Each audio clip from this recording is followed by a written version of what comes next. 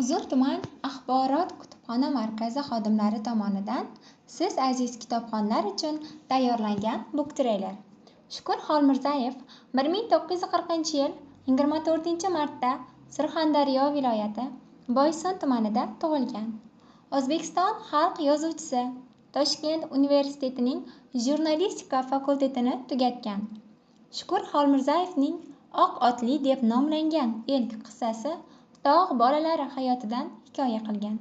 Talabalik yillarida yozilgan To'lqinlar, 18 ga kirmagan kim bor qissalari o'z avlodi tengqurlari hayotiga bag'ishlangan.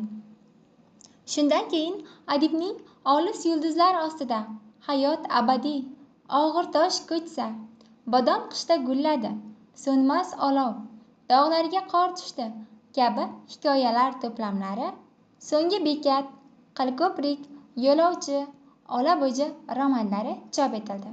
Shukur Xolmirzayev o'zbek hikoyachiligini ustoz Abdulla Qahhordan keyin yangi yuqori bosqichga ko'targan yozuvchilardan biridir. Uning hikoya, qissa va romanlari tesha tegmagan voqealarga bag'ishlanganligi, xarakterlarga boyligi bilan ajralib turadi. Yozuvchi 2005-yil 29-sentyabrda Toshkent shahrida vafot etgan.